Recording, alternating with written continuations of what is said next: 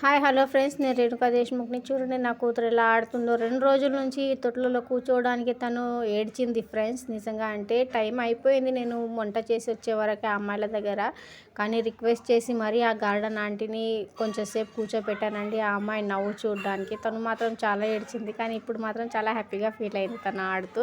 చూడండి గార్డెన్లో ఎవ్వరూ లేరు, అయినా మా కోసమని ఆమె 10 నిమిషాలు ఎక్స్ట్రాగా తీసింది. ఇంకా అక్కడి నుంచి వచ్చాక ఇంకా డైరెక్ట్గా నా ఫ్రెండ్ ఫోన్ చేసింది కాబట్టి రొటీన్ చెకప్కి మేము వెళ్ళామండి. తన రొటీన్ చెకప్ గురించి మీకైతే తెలిసిందే ఉంది కదా, అంగన్వాడీ తరపు నుంచి ఉంటుంది. తనలో గ్రోత్ అయితే బాగా అయింది, కానీ కొంచెం హైట్ పెరగాలి ఫ్రెండ్స్. వెయిట్లో బాగా గ్రోత్ అయింది. చూడండి తను మందులతో ఎలా ఆట పెడుతుందో. చెకప్ అయ్యాక అక్కడి నుంచి బయలుదేరామండి. రష్ కూడా లేదు, లేట్ అయ్యి వచ్చాము. ఎక్కడ రష్ ఉంటుందేమో అని భయపడ్డాను, కాకపోతే చాలా తొందరగా అయిపోయింది. వాతావరణం అయితే వర్షం లేనందుకు బాగా ఉందండి.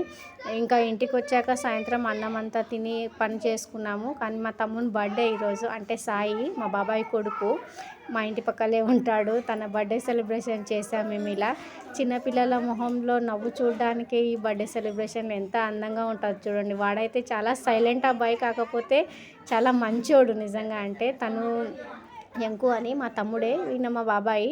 ఇలా బర్త్డే సెలబ్రేషన్ అయ్యాక మాత్రం ఇంట్లో అన్నం తిని కాకరకాయ కోసుకొని నేను మార్నింగ్ ప్రిపరేషన్ చేసుకొని పెట్టుకున్నానండి. ఎందుకంటే మార్నింగ్ లేట్ అవుతుంది నాకు, టైం 10:30 అవుతుంది.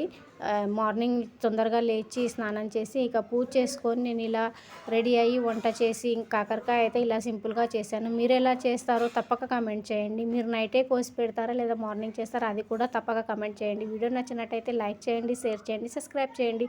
నెక్స్ట్ వీడియోలో కలుద్దాం. అంతవరకు బాయ్ బాయ్.